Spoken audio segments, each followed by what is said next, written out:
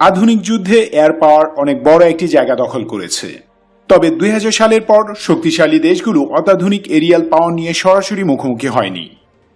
কিন্তু দৃশ্যপট বদলে যায় 2019 সালে। সে বছর 27 ফেব্রুয়ারি পাকিস্তান ও ইন্ডিয়া তাদের সফিস্টিকেটেড এয়ার পাওয়ার নিয়ে ফেস টু ফেস এয়ার ফাইটে উপনীত হয়। 21 শতকের সবচেয়ে জটিল এবং উত্তেজনাময় এয়ার ব্যাটলের অবতারণা করে। এই ভিডিওতে 27 ফেব্রুয়ারি সেই চমৎকার এয়ার ব্যাটলের দৃশ্যায়ন দেখবেন আপনারা। যেসব তথ্য এখানে আপনারা দেখবেন তার সবগুলোই 100% ভেরিফাইড সোর্স থেকে নেওয়া হয়েছে। বিন্দুমাত্র মিথ্যা নেই, নেই কোনো বাড়াবাড়ি।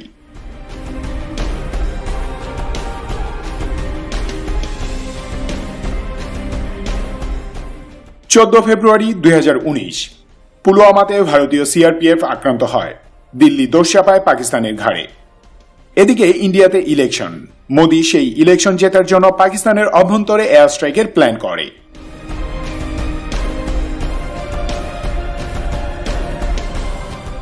26 ফেব্রুয়ারি রাত 1:30 ইন্ডিয়ান এয়ারফোর্সের 4টি কমব্যাট ফরমেশন পাকিস্তানের দিকে ধেয়ে যায়। পাকিস্তান আগেই অনুমান করে ইন্ডিয়া এই ধরনের হটকারী আক্রমণ করতে পারে, তাই হাইলি ইম্পর্টেন্ট সেক্টরগুলোতে কমব্যাট এয়ার পেট্রোল চালু রেখেছিল তারা।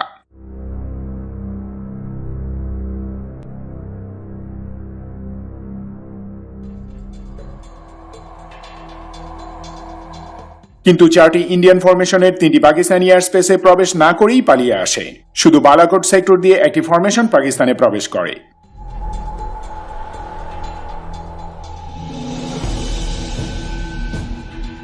বারোটি মিরেজ 2000 এবং 8টি Sukhoi 30 MKI fighter jet, early warning aircraft ও এরিয়াল রিফুয়েলিং ট্যাঙ্কারের সাপোর্ট নিয়ে তারা এগিয়ে যায়। ফরমেশনে 6টি Mirage, Israeli spice 2000 stand off weapon এবং বাকি 14টি বিমান এয়ার টু এয়ার মিসাইল নিয়ে এসকর্ট মিশনে যুক্ত ছিল। পাকিস্তান এয়ারফোর্স ইন্ডিয়ান এই ফরমেশন ডিটেক্ট করে ফেলে। ইন্ডিয়ান এয়ার অ্যাটাক ঠেকাতে তারা এয়ার ডিফেন্স অ্যালার্ট মিশনে নিযুক্ত F-16 ও JF-17 থান্ডারের কমব্যাট এয়ার পেট্রোলকে সেদিকে ফ্লাই করায়।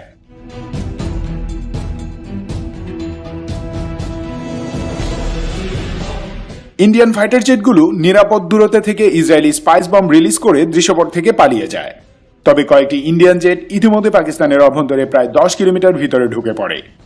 কিন্তু piece time rules of engagement চুক্তির কারণে পাকিস্তানি ফাইটার জেট তখনও ইন্ডিয়ান ফাইটারগুলোকে মিসাইল দিয়ে শুট করেনি, অপেক্ষায় ছিল আরেকটু ভিতরে আসার। ইন্ডিয়ার ফাইটার জেটগুলো পালিয়ে যায়। ইতিমধ্যে ইন্ডিয়ান এয়ারফোর্স পাকিস্তান লাগোয়া আকাশে বিশাল ডিফেন্সিভ ফরমেশন গড়ে তোলে, যাতে পাকিস্তান পাল্টা শোধ না নিতে পারে। অত্যাধুনিক স্ট্যান্ড অফ আর্মামেন্ট ফায়ার করে ইন্ডিয়ান জেটগুলো পালিয়ে যায় এঙ্গেজমেন্ট রেঞ্জে আসার আগেই। আপাতত ইন্ডিয়ার এই ট্রিক্স কাজে দেয়। তখনও পর্যন্ত মেন্টালি ইন্ডিয়া বিজয়ী। এর পরের 15 মিনিটের মাঝে পাকিস্তানের স্ট্রাইক এলিমেন্ট মানে ground strike fighter jet ready হয়ে যায়। কিন্তু ঘটনা অন্যদিকে মোড় নিতে থাকে। গ্রাউন্ড অ্যাসেসমেন্ট থেকে জানা যায় ইন্ডিয়ান ফাইটার জেটগুলো মারাত্মক ভুল করেছে। মিলিটারি টার্গেটে হিট না করে পাহাড়ি বনাঞ্চলে বোমা ফেলে গেছে। কারণ ইন্ডিয়ান এয়ারফোর্স কোঅর্ডিনেট ক্যালকুলেশনে সম্পূর্ণ ভুল করেছিল। মানে ফাইটার পাইলট জিও লোকেশনিং এর ধাঁধায় পড়ে হিট করেছে গাছপালায়। অন্যথায় এটি চমৎকার একটি প্ল্যান ছিল।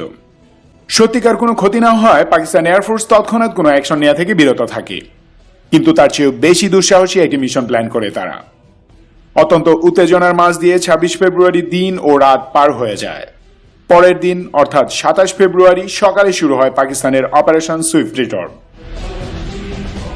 সকাল 9টায় দিনের আলোয় 12টি F-16 ও 8টি JF-17 thunder beyond visual range ও ইনফ্রারেড গাইডেড মিসাইল নিয়ে আকাশে ফ্লাই করে। এর পিছনে ফ্লাই করে 4টি মিরেজ ও 2টি JF-17 থান্ডারের সমন্বয়ে 2টি গ্রাউন্ড স্ট্রাইক ফরমেশন।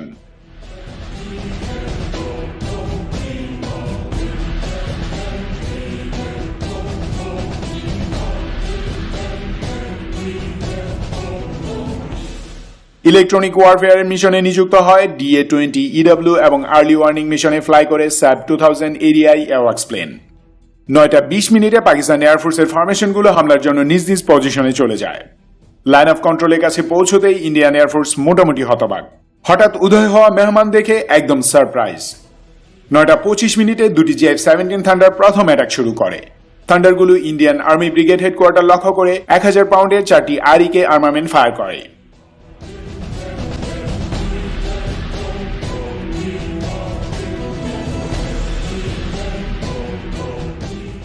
একই সময়ে টু শিপ ফরমেশনে থাকা মিরেজ 5 গুলো তাদের H-4 stand of missile launch করে। টিভি গাইডেড এসব মিউনিশনসগুলো অন্য একটি ব্রিগেড হেডকোয়ার্টারের ঠিক সামনে এবং একটি ফরওয়ার্ড অস্ত্রাগারে হিট করে। পরে পাকিস্তান এয়ারফোর্স লক্ষ্যভেদে সেই ভিডিও পাবলিকলি প্রকাশ করে দেখায় তারা কি করতে পারে।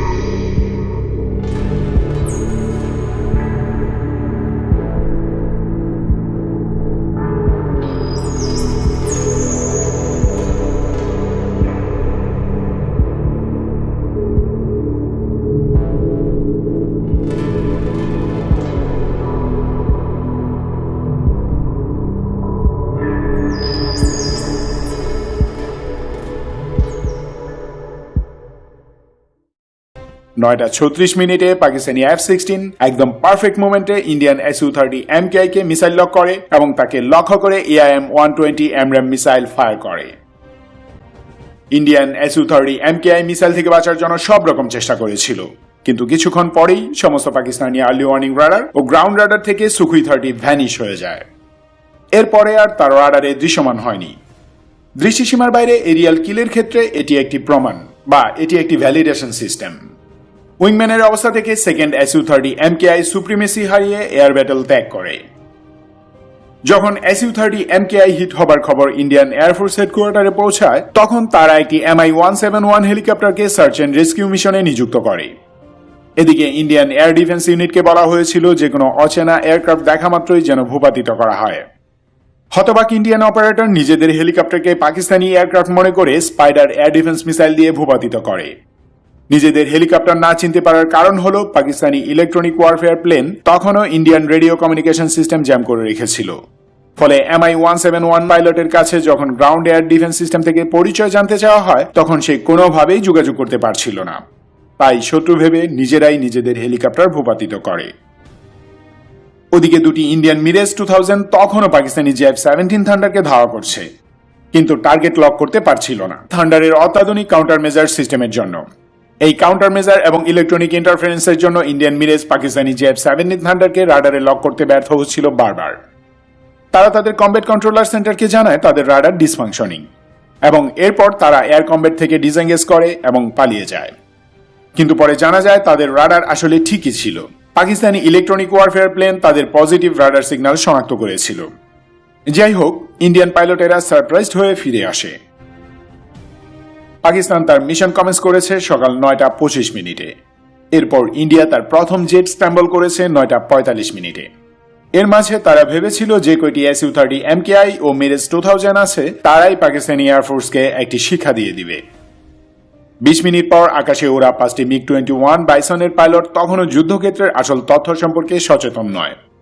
পাকিস্তানের দিকে ফ্লাইংরত অবস্থায় MiG-21 এর পাইলটেরা ইন্ডিয়ান কমান্ড সেন্টারে পাকিস্তানি টার্গেট সম্পর্কে ইনফরমেশন জানতে চায়, কিন্তু মিগের রেডিওতে তারা জ্যামিং এর কলরব ছাড়া আর কিছুই শুনতে পায়নি। আবারও এমন বাজে সিচুয়েশনাল অ্যাওয়ারনেসের কারণে ইন্ডিয়ান কমব্যাট কন্ট্রোলার MiG-21 গুলোকে ফিরে আসার জন্য নির্দেশ দেয়, কিন্তু একটি MiG-21 একদম সামনের দিকে থাকায় সে মারাত্মক রাডার জ্যামিং এর শিকার হয়। কমান্ড সেন্টারের নির্দেশ সে শুনতে পায়নি। ঠিক 9টা 50 মিনিটে সে MiG-21 পাকিস্তানি এয়ার স্পেসে প্রবেশ করে। পাক এয়ারফোর্স একটি F-16 কে নির্দেশ দেয় MiG-21 কে নিউট্রালাইজ করার জন্য। আবারও একটি AIM-120 মিসাইল লঞ্চ করা হয়, যা টার্গেটে হিট করে। পাইলট নিরাপদে ইজেক্ট করলেও পরে পাকিস্তানের মাটিতে। সে বন্দী হয় পাক আর্মির হাতে। সেই পাইলটের নাম আপনারা সবাই জানেন, তাই আমি আর বললাম না। এরপর পাকিস্তান এয়ারফোর্সও আর কোনো এঙ্গেজমেন্ট থেকে বিরত থাকে, কারণ তারা জিতে গিয়েছে। 30 মিনিটের এই এরিয়াল ব্যাটলটি 21 শতকের সবচেয়ে সফিস্টিকেটেড এয়ার ব্যাটল হিসেবে স্বীকৃতি পেয়েছে। দুই পক্ষই অত্যাধুনিক fighter jet, early warning aircraft, electronic warfare plane, sophisticated stand off munitions এবং beyond visual range air to air missile নিয়ে ফাইট দেয়। ইন্ডিয়া ও পাকিস্তান উভয় পক্ষই যথেষ্ট দক্ষতার সাথে লড়াই করে, তবে স্পষ্টত বিজয়ী হয় পাকিস্তান এয়ারফোর্স। এর কারণ ইন্ডিয়ান এয়ারফোর্স তার প্রতিপক্ষ পাকিস্তান এয়ারফোর্সকে খাটো করে দেখেছিল। ইলেকট্রনিক ওয়ারফেয়ার ট্যাকটিক্সের জন্য ইন্ডিয়ান এয়ারফোর্সের কমিউনিকেশন সিস্টেম জ্যাম হয়ে পড়েছিল, যা তারা আশা করেনি। এর জন্য আকাশে উড্ডয়নরত ফাইটার জেটগুলোর সাথে তাদের যোগাযোগ ব্যাহত হওয়ায় বাস্তব পরিস্থিতি সম্পর্কে একদম অন্ধকারে পড়ে যায় তারা। আবার এদিকে অ্যালান ওয়ার্নস ও কয়েকজন মিলিটারি এভিয়েশন এক্সপার্টদের থেকে জানা যায় পাকিস্তান এয়ারফোর্স সকাল 9টায় এই মিশন শুরু করেছিল একটি বিশেষ কারণে। তা হলো সেদিন সকাল 9টায় ইন্ডিয়ান এয়ারফোর্স সীমান্তের সেই অংশে তাদের আর্লি ওয়ার্নিং এয়ারক্রাফটের শিফট চেঞ্জ করছিল। একটি অ্যাওয়াক্স প্লেন মিশন শেষে ঘাঁটিতে ফিরে এবং অন্য আরেকটি প্লেন ফ্লাই করে। এর মাঝে মাত্র 8 থেকে 10 মিনিট সময়ের একটা গ্যাপ তৈরি হয়। পাকিস্তান সামহাও গোপন এই তথ্যটি জানতে পারে এবং এই সময়েই সারপ্রাইজ মিশন পরিচালনা করে, যা তাদের বিজয়ের অন্যতম প্রধান একটি নিয়ামক হয়ে।